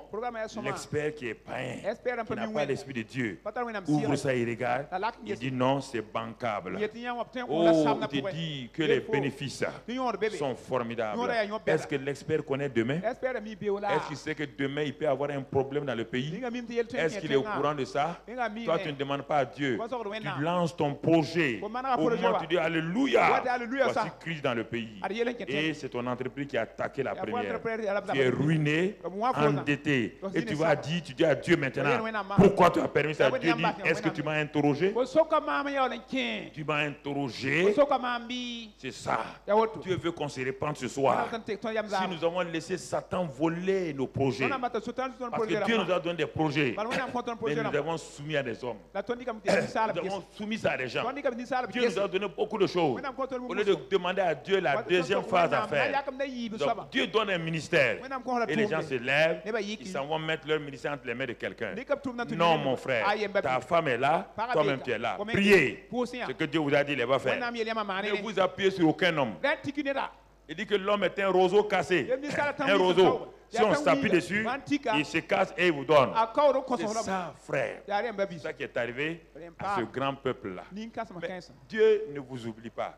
Dieu voit votre souffrance. C'est pourquoi il te dit, ma fille, lève-toi et domine. Ne reste pas couché. J'ai vu tes erreurs. Mais je suis un Dieu qui pardonne.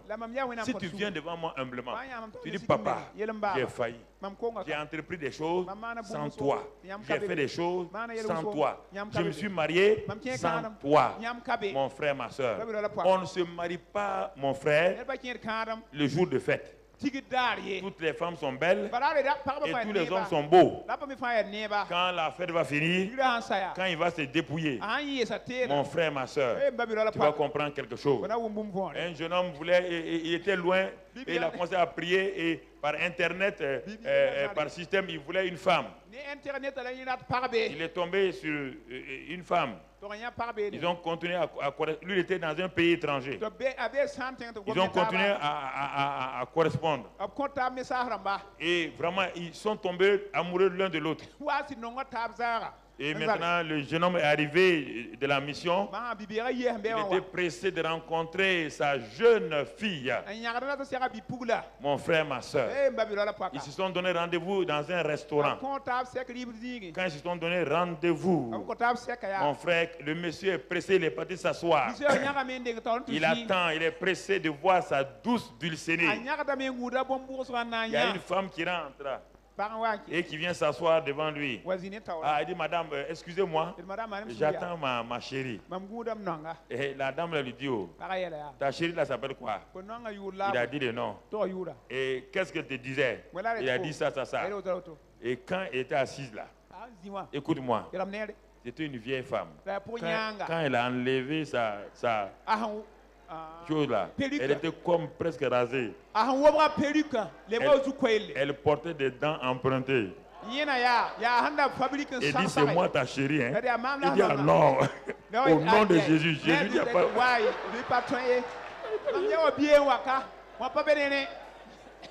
Au nom de Jésus. Toi, tu as dit que tu m'aimes. Quoi? La vieille a dit, tu es mon mari. Le petit dit, Seigneur, sauve-moi. Ok. Oh, continuez. Tout ce qui est beau, tout ce qui brille, n'est pas de l'or. Faites attention. Ne prenez pas les choses comme ça. Je vais vous parler en homme d'expérience. Faites attention. Nous tous, on a fait des erreurs comme ça. Là, on croyait que c'était Dieu. Ce n'est pas Dieu. On s'est trouvé dans une impasse. On dit, mais il n'y a plus de route. Dieu dit, moi, sur le chemin. Toi, tu as pris une route, c'est moi le chemin. Moi, je ne donne pas un chemin à quelqu'un. C'est moi-même le chemin. Si tu m'avais suivi, il n'y a pas de problème. C'est comme un missionnaire qui est arrivé en Afrique centrale, où il y avait la forêt partout. On ne peut pas passer. Le chef de village a dit, missionnaire, tu veux aller dans l'autre village? Nous avons un guide, un homme sûr. Il va t'amener de l'autre côté. Pas dans la forêt là, il n'y a pas de route. Et quand on coupe les arbres, une heure après, tu ne retrouves plus rien. Tellement la forêt est dense. Ils ont donné des ânes aux missionnaires avec des gens. Et le guide avait simplement sa manchette. Il est rentré dans la forêt. Il coupe. Ils sont arrivés à un endroit où on ne voit même pas le soleil. Le missionnaire a dit au type là-haut, tu t'es pas trompé? L'Africain lui a dit au missionnaire, il n'est pas joué avec lui. C'est moi ton guide. Tu me suis seulement. On ne te demande pas de raisonner. Ici, ce n'est pas question d'étude. Tu ne raisonnes pas. Suis-moi. Si tu ne me suis pas, missionnaire, tu es cadavre. Parce qu'ici, là, il y a des animaux terribles partout. C'est parce que je suis guide que le chef de village m'a dit. Le missionnaire s'est tué. Les gars ont continué à couper. Le missionnaire dit, mais il nous amène où? Au bout d'une heure, qu'est-ce qu'il voit? Il voit l'autre côté, le village qui est là-bas. C'est ça, le Saint-Esprit. Il est venu te guider. Quand il te guide, parfois tu ne vois rien. Tu ne comprends rien. Toi, tu veux tout contrôler. Et c'est ça qui te crée problème. Tu veux tout contrôler. Tu veux tout contrôler. C'est ça qui s'est passé là. Ils ont perdu tout. Et sur la route, ils ont fait un veau gras, un veau. Et à cause de ça, ils ne sont pas entrés dans l'abondance dans leur destinée. Alors, mon frère, ma soeur, tu vas te tenir debout maintenant. Oh, tu vas dire à Dieu. Mais c'est terrible, hein? J'ai laissé ma destinée suivre des chemins vraiment qui ne sont pas ta gloire. J'ai laissé Satan voler. Donc, Seigneur, je me répands sur... Tu vois, d'abord dire que tu te répands. De n'avoir pas écouté la voix de Dieu dans ta vie de mariage, dans tes affaires, dans ton ministère, dans ton travail. Tu as fait beaucoup d'erreurs. Tu vas parler à Dieu dans un premier temps de te pardonner toutes tes erreurs. Élève ta voix et dis... Demande à Dieu de te pardonner. Toi qui as la télévision, à l'internet, demande à Dieu aussi de te pardonner maintenant. Demande à Dieu de te pardonner. De pardonner tes erreurs. Là où tu es maintenant, tu es hors de la volonté de Dieu. L'esclavage t'a saisi. L'esclavage financier. L'esclavage professionnel. L'esclavage dans tous les domaines. Et répands-toi ce soir. Et tu es dans la défaite. Tu es dans la pauvreté. Tu es dans la misère, répands-toi ce soir. Répands-toi ce soir. Dis à Dieu, j'ai pris des décisions par moi-même. J'ai décidé par moi-même. Mais ce soir-là, je me répands. Je me répands. Je vois que je suis dans une impasse. Rien ne marche dans ma vie. Je ne sais pas où aller. Oh Dieu, viens avec ta lumière. Éclaire-moi. Fais-moi sortir de la détresse. Papa, je vois mes erreurs. Je vois mes erreurs. Je vois mes fautes. Sors-moi de la détresse. Sors-moi de la détresse. Au nom de Christ Jésus. Maintenant, si tu as prié ça, tu vas dire maintenant l'esclavage financier, l'esprit de pauvreté, l'esprit de manque d'insécurité. Invoque le sang de Jésus maintenant contre toutes ces choses qui ont volé et dit à Satan de restituer tous tes biens au septuple au nom de Jésus. Prends autorité maintenant par le sang et le nom de Jésus.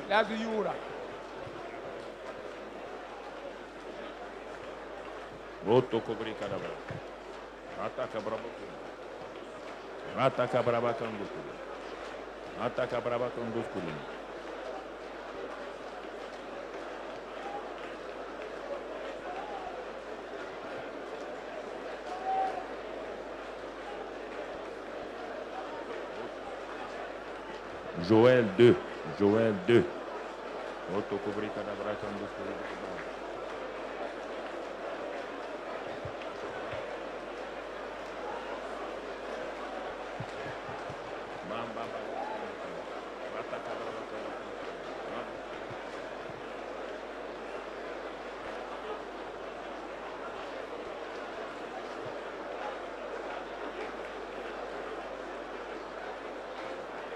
Au nom de Jésus. Assois-toi une minute encore. Dans Joël 2, verset 23. Il dit, vous, enfants de Sion. Sion, c'est qui? L'église. Dieu parle encore à l'église. Soyez dans l'allégresse et réjouissez-vous. Pourquoi? Pourquoi? En l'Éternel votre Dieu, car il vous donnera la pluie en son temps. Il fera quoi? Il vous enverra la pluie de la première et de l'arrière-saison. Comme autrefois. Ça veut dire que nous retournons. La roue est en train de tourner pour revenir dans ce que Dieu avait fait. Continuons mon frère. Et les airs seront remplis de blé. Et les cuves regorgeront de malt et d'huile. Et continue. Je vous remplacerai les années qu'ont dévoré la sauterelle, le gélec, le asile et le gazam. C'est des sauteriaux qui changent de forme selon votre situation. Il dit, ma grande armée que j'avais envoyée contre vous.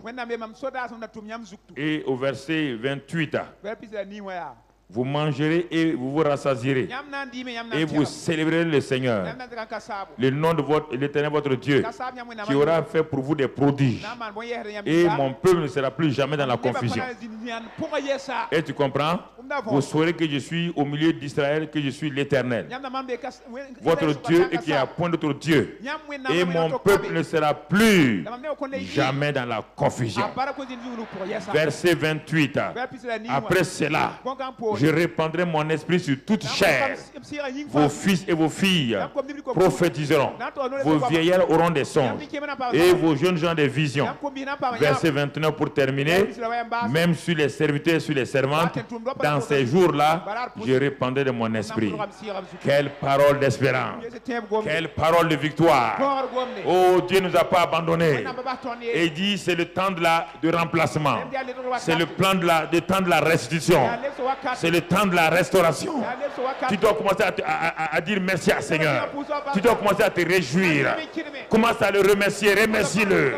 Malgré mes erreurs, Dieu va remplacer ce que les sauteriaux ont volé. Rends grâce à Dieu. Remercie le Seigneur. Je ne serai plus honni. Je ne serai plus humilié. Mon humiliation est terminée. Ma misère est terminée. Ma défaite est terminée. Dieu remplace. Dieu restaure. Dieu donne tout. Tout ce que Satan a volé. L'Éternel est un Dieu qui sait tout, qui voit tout, qui restaure tout, qui donne tout. Il donne tout, il donne tout. Et la libération est là. La victoire est là. Le temps de ton humiliation est terminé. Le temps de ta honte est terminé. Les ennemis ne riront plus de toi. Ta nudité est couverte. Le Seigneur est fidèle. Le Seigneur est bon. Il est très bon, il est très bon, il est très bon, il est très bon. Il est très bon. Dans le nom de Jésus. Dans le nom de Jésus. Assois-toi. Alors, pour garder tout ça, on va aller à la fin. Il dit quoi? Résiste au diable. Ce qu'il a pris là, il va rôder pour faire quoi? La Bible dit que quand il sort, les démons sortent, ils s'en vont faire quoi? Chercher. Parce qu'ils sont habitués à la mauvaise vie que tu menais. Ils avaient fait de toi une maison. Maintenant, ta maison est balayée, nettoyée par le sang de Jésus. Si tu ne remplis pas ça par la parole de foi et de résister, maintenant les démons vont venir, vont dire la maison est climatisée même maintenant. Avant c'était ventilé, maintenant c'est climatisé. Il faut venir, c'est bon de vivre là-dedans. Pourquoi il dit septième chose ce soir, résister au diable. Et il s'enfuira loin d'eux. Il dit, vous résistez et tenez ferme. Après avoir résisté. Et Dieu vous a donné ce pouvoir-là.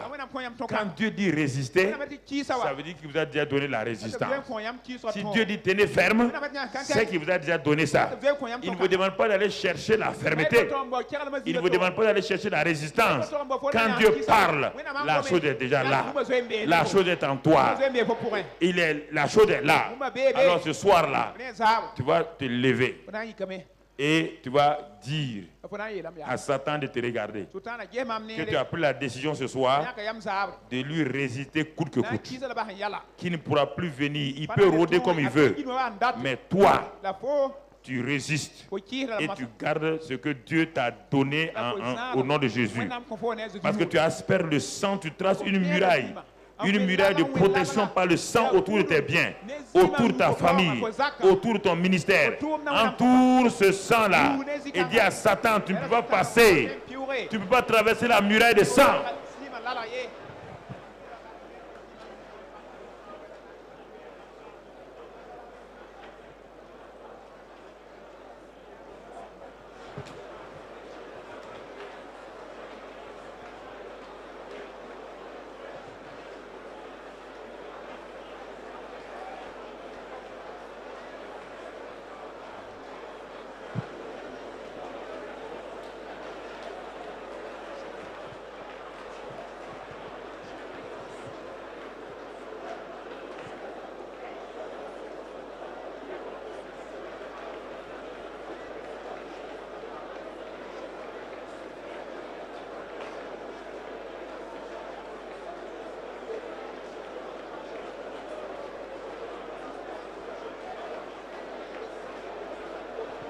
Au nom de Jésus. Restez debout, ceux qui peuvent rester, sinon ceux qui ne peuvent pas rester assis. Maintenant que tu as fini pour toi-même, on va faire 4 groupes. Ceux qui sont en face de moi, et ils sont tournés vers l'est. À partir du caméraman, au fond là-bas et à la cellule amour, vous vous tournez vers l'ouest. Vous tournez vers l'ouest. Tournez-vous vers l'ouest derrière vous.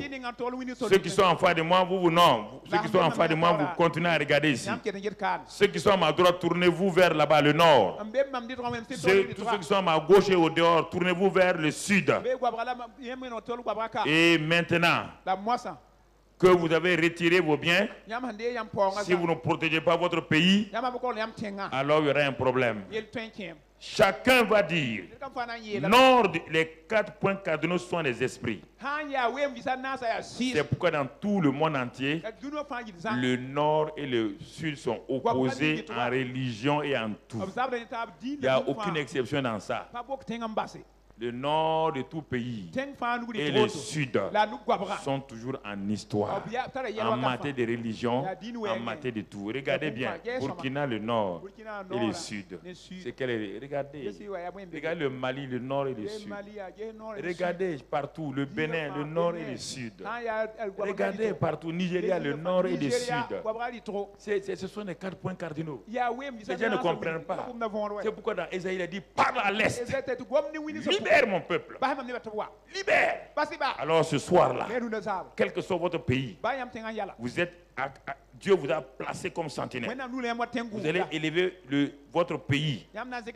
Vous allez prier pour que ceux qui prient pour le sud vont prier pour le sud du Burkina, ou le sud, ceux qui prient pour le Cameroun, ceux qui prient pour le Gabon, ceux qui prient pour la France vont prier, qui sont tournés vers là.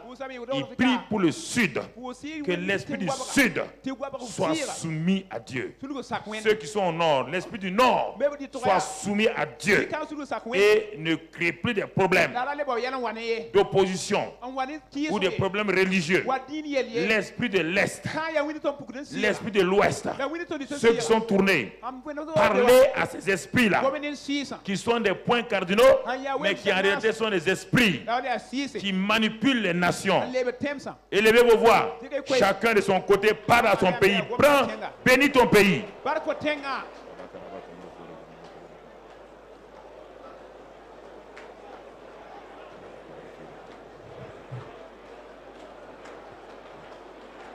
Bénis, bénis, bénis, bénis ton pays. Proclame des bénédictions sur ton pays. Proclame des bénédictions sur ton pays. Proclame des bénédictions sur ton pays. Et sur le sud, l'ouest, le nord.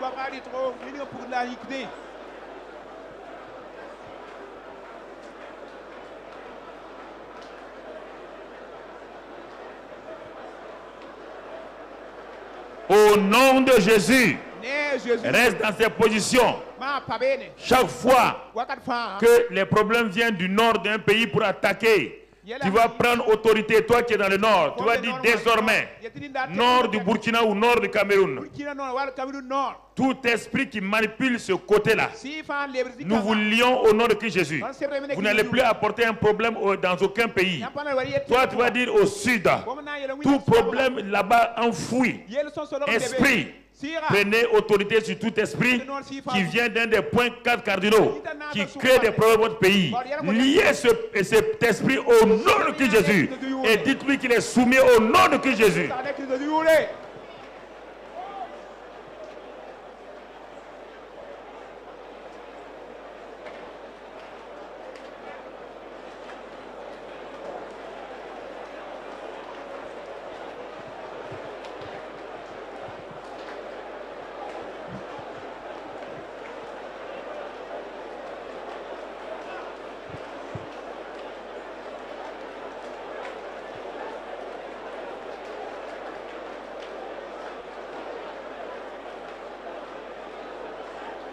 Au nom de Christ Jésus. Maintenant, vous allez plonger. Chacun va plonger le pays. Le nord, le sud, l'est, l'ouest du pays. Dans le précieux sang de Christ Jésus. Afin qu'à partir de maintenant, que ce sang-là devienne des forteresses contre tout ennemi qui veut créer des problèmes. Asperger ce sang-là sur le pays, les forces de défense et de sécurité. Asperger ce sang sur eux maintenant.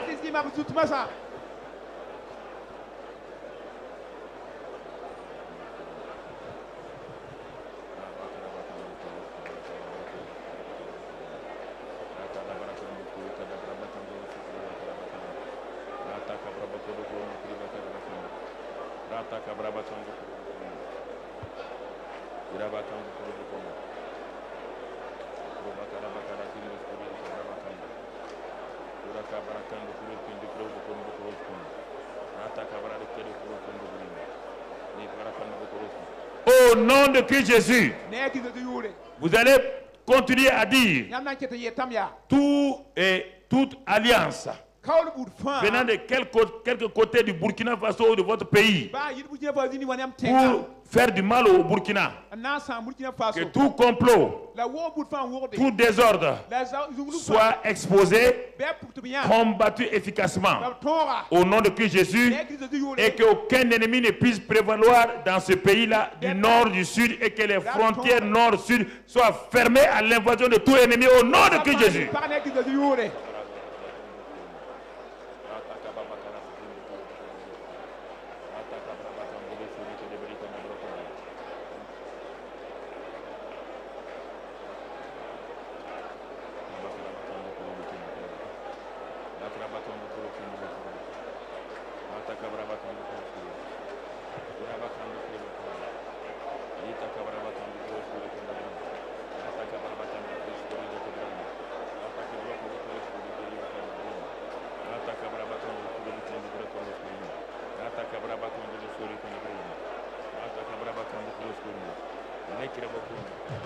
Au nom de Christ Jésus, Dieu a dit que si nous voulons vivre dans la paix dans un pays, de prier pour les autorités, de toutes les personnes élevées en dignité, qu'elles soient administratives, politiques, qu'elles soient militaires, qu'elles soient dans la sécurité, les syndicats, toute personne élevée en dignité, la jeunesse et tout.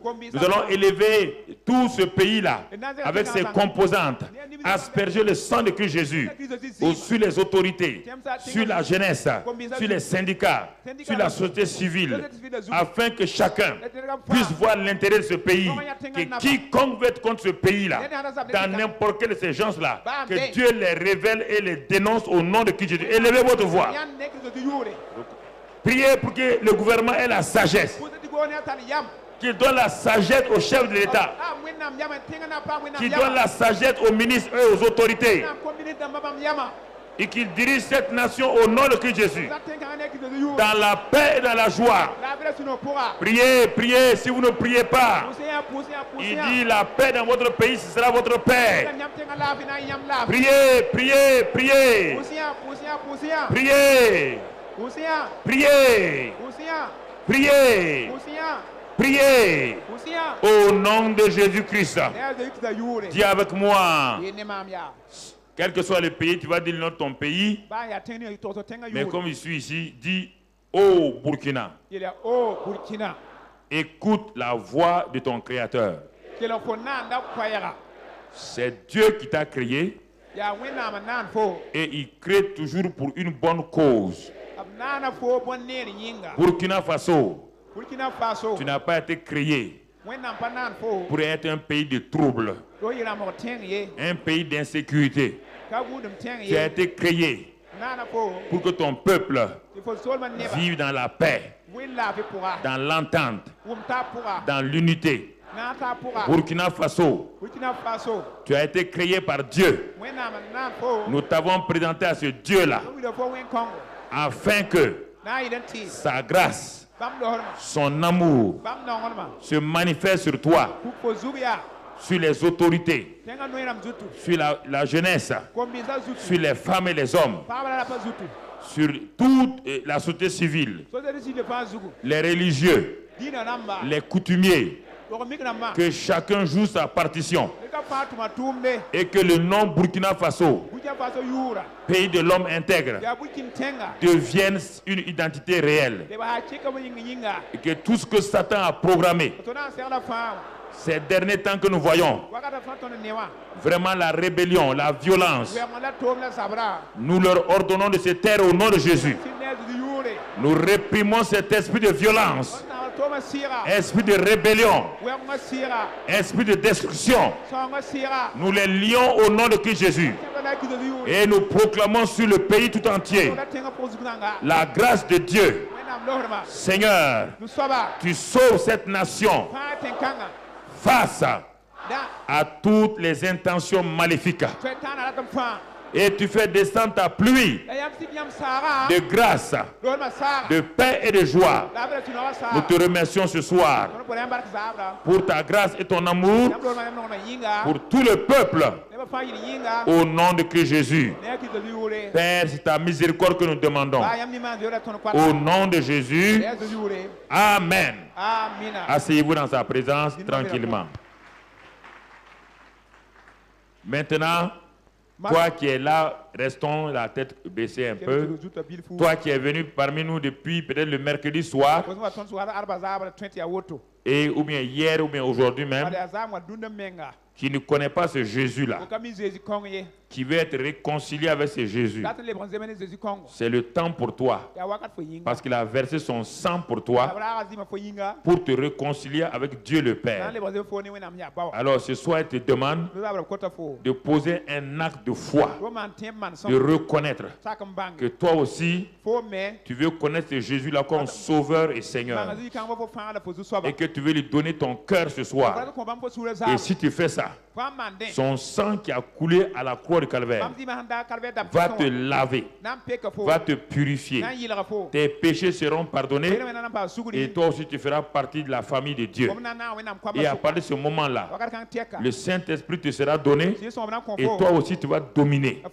Tu vas commencer à régner. Alors si tu es parmi nous ce soir, n'importe où au dehors, tu peux, ou bien à l'intérieur, tu peux lever ta main tranquillement. Les gens ont la tête baissée. Tu lèves ta main seulement. Et je vais voir ta main levée ce soir. Là où tu es, tu lèves ta main. Pour dire que moi aussi, je suis venu à ce séminaire, mais je veux recevoir Jésus comme mon Sauveur et mon Seigneur. Tu lèves ta main et balance bien ta main. Bouge là, voilà, c'est très bien. Il y a des gens ici, je crois qu'il doit en avoir au dehors aussi. Alors, partout il y a des gens, ceux qui ont levé leurs mains, mettez votre main sur votre poitrine et priez avec moi cette prière. On ne doit jamais finir une réunion dans aucune église sans lancer l'appel. Le but de toujours une église, c'est de lancer l'appel, ce n'est pas de bénir les gens pour terminer. Tu as levé ta main, dis avec moi, ô Seigneur Jésus, je suis venu dans ce lieu et j'ai réalisé que tu es l'agneau de Dieu qui ôte les péchés du monde. Ce soir, j'ai levé ma main pour te dire que j'accepte ce que tu as fait pour moi à la croix du Calvaire. Tu as versé ton sang pour moi afin que je reçoive la rémission de mes péchés et que je reçoive non seulement un cœur nouveau, que toi-même tu sois mon sauveur. Je confesse maintenant que tu es Seigneur de ma vie. À partir de maintenant, règne sur mon cœur. Je me livre à toi. Règne sur chaque aspect de ma vie. Et que ton Saint-Esprit, qui m'a fait naître de nouveau, soit mon directeur, soit mon conducteur, soit celui qui me dirige en tout temps, afin que je glorifie ton nom sur la terre. Seigneur Jésus, je te remercie. À cause de ce que tu as fait, je suis moi aussi maintenant enfant du Dieu Tout-Puissant, et Dieu est mon Père. Il m'a donné une vie nouvelle. Il m'a fait inscrire dans le livre de vie de son Fils. Et maintenant, je suis un citoyen du royaume des cieux. C'est une grâce. Moi, je ne le méritais pas. Mais aujourd'hui, je suis entré dans le cercle des enfants de Dieu. C'est un privilège, une grâce pour moi. Merci Seigneur pour ta fidélité. Je te bénis au nom de Christ Jésus. Amen. Acclamez-les, acclamez-les. Voilà. Lève-toi et domine au milieu de tes ennemis. Avant la prochaine Pentecôte, viens faire des résumés. Que dans tout domaine, là où tu es parti, les signes et les miracles t'ont suivi. Tu as vu des miracles extraordinaires. L'année prochaine, quand tu viendras ici, tu vas venir te présenter, personne ne va te reconnaître. Tellement tu as changé au nom de Jésus. Tu seras dans une victoire totale, dans une paix totale. Tu seras dans une abondance totale. L'année prochaine, à cette heure-là, tu vas danser parce que la joie du Seigneur sera ta force. L'année prochaine, les ennemis qui te poursuivaient aujourd'hui, tu vas les regarder, ils ne seront pas là. Tes ennemis vont disparaître. J'ai dit que tu ne verras pas tes ennemis. Ils vont disparaître. Dieu va les affecter. Dieu va les changer. L'année prochaine, j'ai dit, ta misère est finie. Ta faiblesse est finie. Ton célibat est fini. Ta maladie est finie. L'année prochaine, tu es élevé au nom de Jésus. Ton ministère grandit. Ton église grandit. La puissance grandit. L'onction grandit. L'année prochaine, tu seras en haut. Et les ennemis vont regarder. Ils ne te verront pas. Ils vont te chercher. Ils ne te verront pas. L'année prochaine, j'ai dit mon frère, ma soeur, la grâce de Dieu sera sur toi. Une onction nouvelle est sur toi. Une bénédiction nouvelle repose sur toi. L'année prochaine, quand tu viendras ici, alors tu diras, pasteur, j'étais comme ça, maintenant je suis comme ça. Oh, j'ai vu la puissance de Dieu. J'ai vu la puissance de Dieu dans ma vie. Et j'ai vu cette puissance-là se manifester dans ma vie.